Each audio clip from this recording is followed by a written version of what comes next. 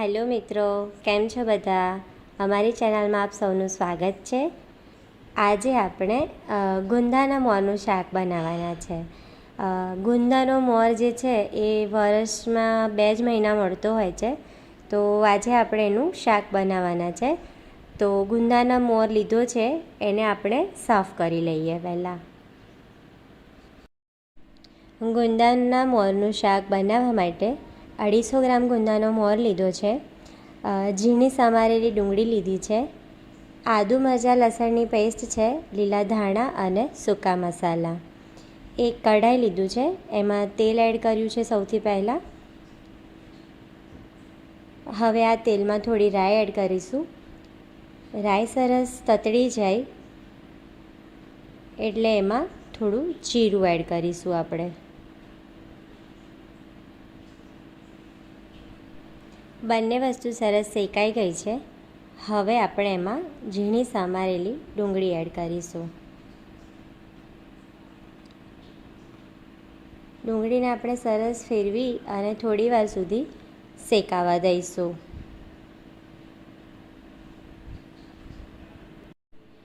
મિત્રો, જો તમે અમારી ચેનલને હજી સબસ્ક્રાઈબ ના કરી હોય તો સબસ્ક્રાઈબ કરી દેજો અને બેલ આઇકનને પણ પ્રેસ કરજો, જેથી કરીને આવનારા દરેક વિડીયો નોટિફિકેશન તમને મળતા રહે.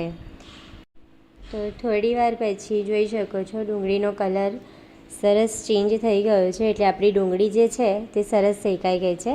હવે આ સ્ટેજ ઉપર એમાં આપણે આદુ મરચાં અને લસણની પેસ્ટ એડ કરીશું. હવે આ બધાને સરસ મિક્સ કરીને શેકી લઈશું.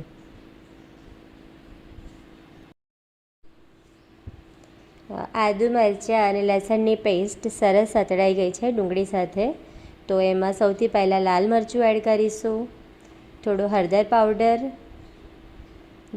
ગરમ મસાલો, થોડો ધાણા જીરું પાવડર એડ કરીશું આપણે એમાં, થોડું મીઠું એડ કરીશું સ્વાદ પ્રમાણે અને આ બધાને મિક્સ કરી લઈશું. હવે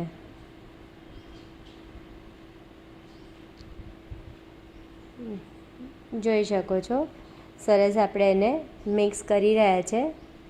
થોડી વારમાં મિક્સ થઈ ગયું બધું જ આપણું. તો હવે એમાં ગુંદાનો મોર એડ કરવાનો છે આપણે. આ ગુંદાના મોરને આપણે સાફ કરીને ધોઈને લીધો છે સરસ. તો આપણે મસાલામાં એડ કરી દીધો છે ગુંદાનો મોર. હવે એને પણ સરસ મિક્સ કરી લઈશું.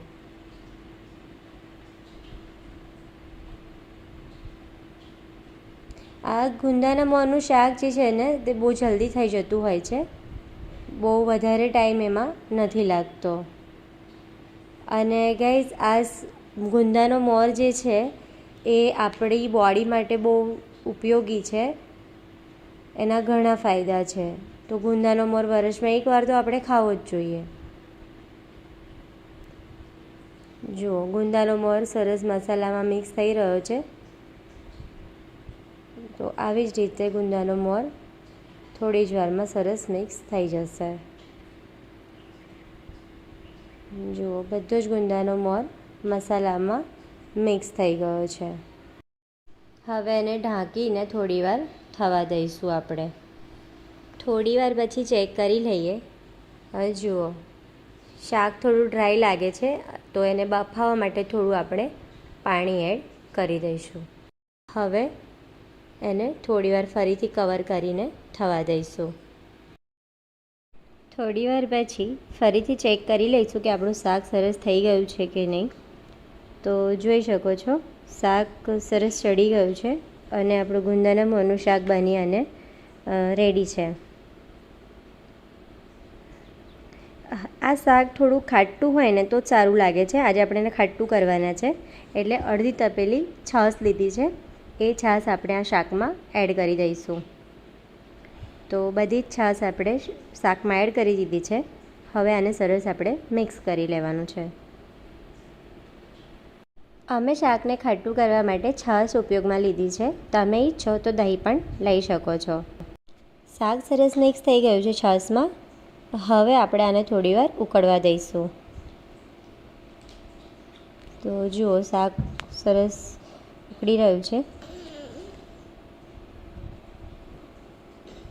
આ શાક તમે આ રીતે એકવાર બનાવશો ને તો વારંવાર બનાવીને ખાશો, અને જે ઋતુમાં મળે છે ગુંદાનો મોર તો બનાવીને ખાવું જ જોઈએ આ શાક.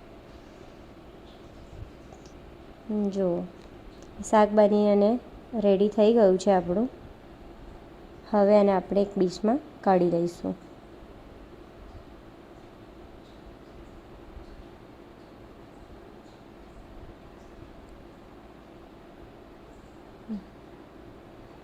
જુઓ ખાટું બનાવ્યું છે, સરસ દેખાય છે.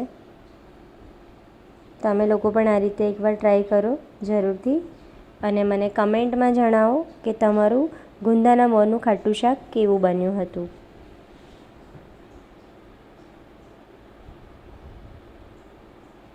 હવે એને આપણે ગાર્નિશ કરીશું. એની માટે થોડા ઉપરથી કોથમીર એડ કરી દઈશું. તો ગુંદાના મોરનું શાક બનીને આપણું રેડી થઈ ગયું છે. ખાટું શાક બનીને રેડી થઈ ગયું છે. તો નવા વિડીયો સાથે ફરી મળીશું. ત્યાં સુધી હેલ્ધી ખાઓ, હેલ્ધી જીવો, અને આ ગુંદાનો મોર જરૂરથી એકવાર બનાવીને ટ્રાય કરો.